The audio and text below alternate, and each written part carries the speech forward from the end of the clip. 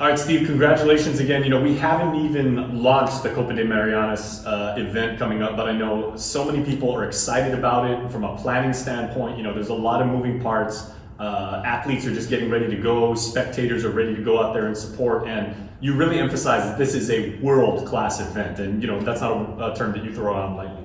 Yeah, so the iconic event, the Copa de Marianas, really did start from the ground up. It's locally grown, and before we even thought that it was going to take off, we already visioned that this would be the starting of the big one. So when we started the Copa de, it was to move forward to the Marianas Open. So it started as the Copa de Marianas would be the small tournament, then leading up to the Marianas Open International, which is supposed to be huge. So the Copa was the one to build the bridge to Asia. That's why we're flying people from Guam to Japan to compete, is because that bridge needs to get meshed together.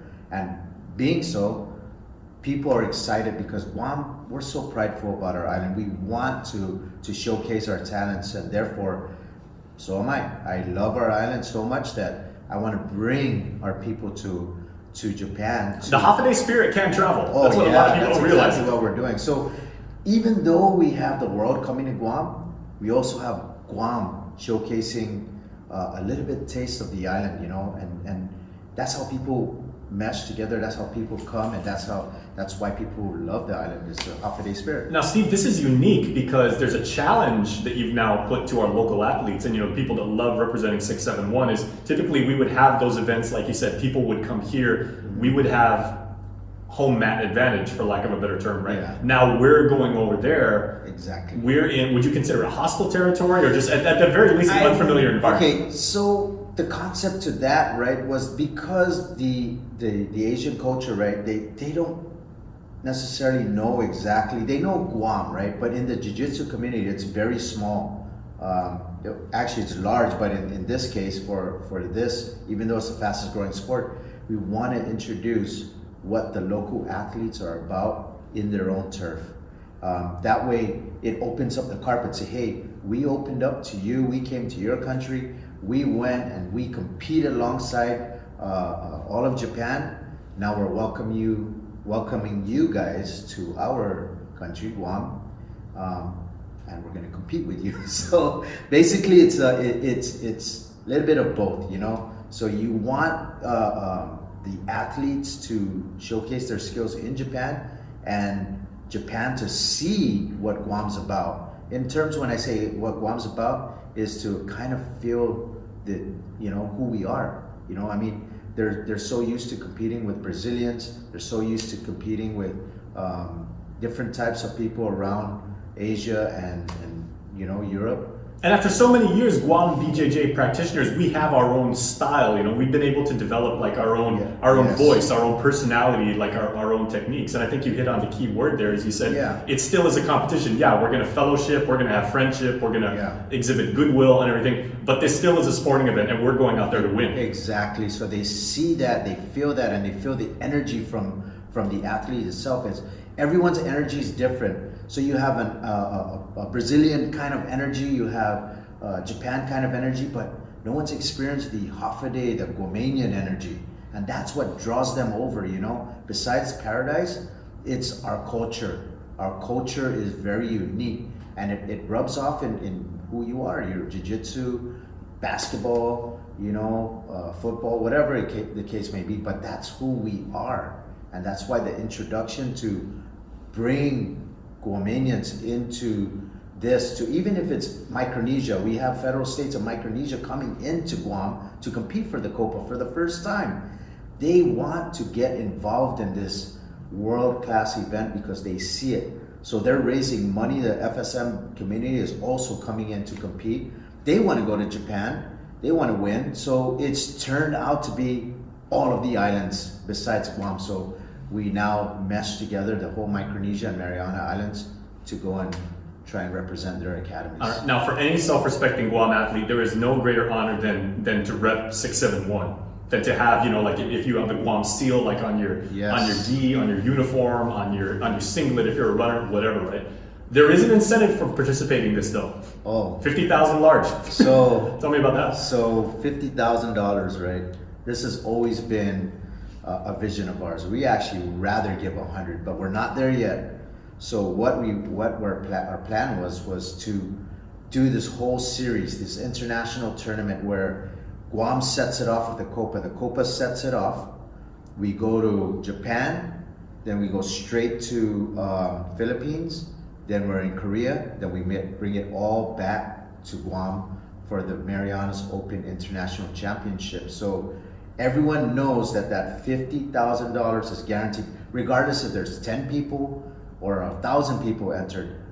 We do not go back on our word. We say we're gonna give 50K, we're gonna give 50K. So 50K, and not to mention the awards banquet now, the award ceremony. So if you are a winner of that 50,000, the gyms that win, we are also having an after banquet, so which makes it even more interesting.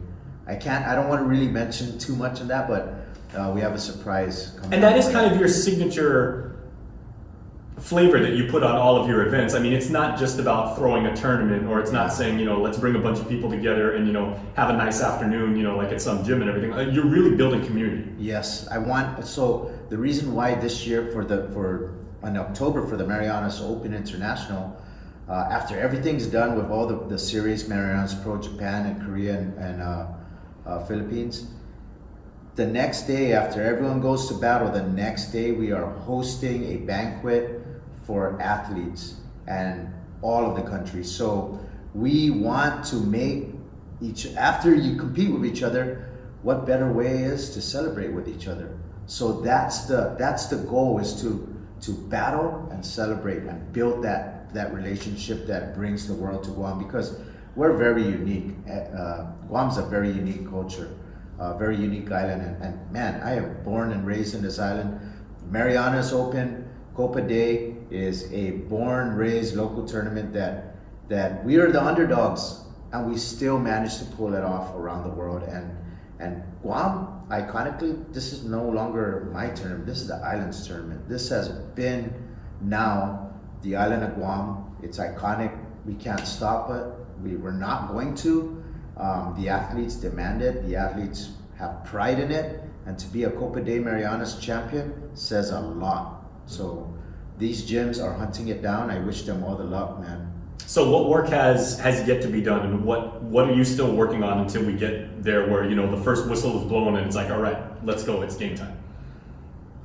There's still a lot of work, Jace. There's work where we need to have people believe in us. They do already, right? They see that the proof's in the pudding, but the work all begins with the trust. The trust in us, the trust in our staffing, the trust in getting the people to see that our hard work will pay off, and so would yours, especially when you work so hard for this tournament for years, that you've been entering, and finally you came up to that one time you finally podium. It says a lot that your work ethic is right there. Same with us. When we put together something and we visionize this whole road, the road to gold, we want to make sure that we deliver this product to everybody so that we can all benefit from it. As an athlete, as a promoter, as an island, we want the whole thing to just mesh together. And then final question, Steve, because I mean, this isn't just a job for you. It's not a vocation. It's something fun to do. I mean, this really is your passion and your livelihood. I love it. Yeah. Tell me about, for people that have never been to a Copa event before, what is the experience going to be like for them, either as a spectator, supporter, athlete? If it's your first time coming into a Copa, you'll be blown away. You'll see the lines coming out the outside, and you'll notice the nerves. But once you get in there and you see the kids and you see everybody raising hands, hugging, high-fiving, the gym's proud of what they're doing, accomplishing, and the kids with a smile on their face, and athletes just really going at it and just having pride. You have this sense of like, wow, belonging, like, holy cow, this is something that really puts everyone together. It's not like you're going over there and tearing each other's head. No, we're competing, but we're also like coming together as a community. And that's what the Copa has always brought. It's brought community awareness and sponsors that believe in it for decades now. They see the vision. They see that the community comes together and we just grow as an island. I mean, what more can you ask for with, especially being sports tourism? We're bringing the world to Guam. We have my vision would have the Copa De Marianas. We just started off and we already have athletes from Asia entered. I wasn't, I'm kind of surprised about that, but hey, they're coming. And the big one is still yet to come. So, yeah, man. I mean, Guam is a place of hospitality. You're more than welcome here, but make sure you bring your game. Yeah, make sure you bring your game so everyone can expect a really fun and field day of action, man. You can't go wrong with that.